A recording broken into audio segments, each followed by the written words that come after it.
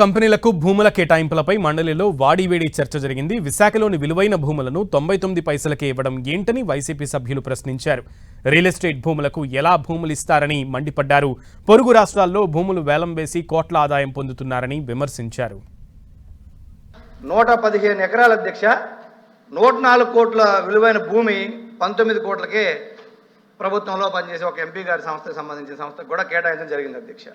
ఇదే విధంగా 2 real estate సంస్థలకు కూడా అధ్యక్ష 3,000 కోట్ల రూపాయల విలువైన భూమిని 99 ఆ భూమిని కూడా రియల్ ఎస్టేట్ సంస్థలకి కేటాయించడం జరిగింది అధ్యక్ష. రియల్ ఎస్టేట్ సంస్థలు కొనుక్కొని వ్యాపారాలు చేసుకుంటాయి అధ్యక్ష. కానీ వాళ్ళకి మన భూమి 99 ఏళ్ళు లీజుకి ఇస్తే వాళ్ళేం ప్రభుత్వానికి ఇవ్వరు అధ్యక్ష.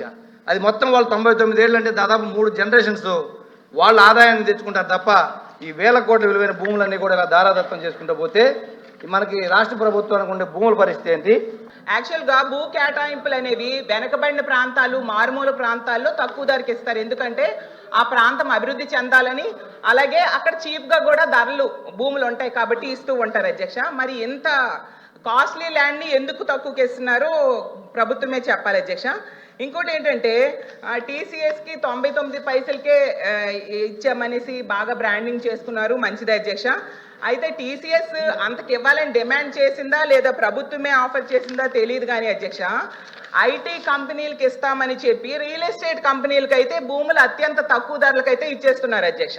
ఇప్పుడే చెప్పినట్టుగా రహేజా డెవలపర్స్కి 99 పైసలకేమో 27 ఎకరాలు కట్టబెట్టడం జరిగింది అధ్యక్ష.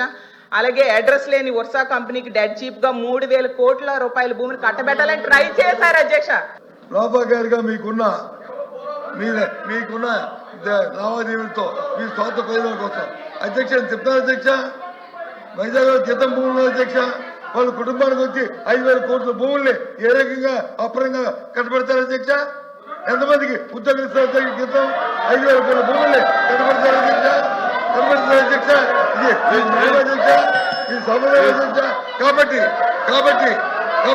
ఈ ప్రభుత్వం చేస్తున్న ఈ బోధోపిడికి ఈ లాలూచికి నిరసనగా ఈ దందానికి నిరసనగా మీరు చేస్తున్న ప్రజా వ్యతిరేకమే విధానం నిరసనగా ఈ ప్రశ్న నుంచి మేము వాకౌట్ చేస్తాం అధ్యక్ష, చేస్తాం అధ్యక్ష.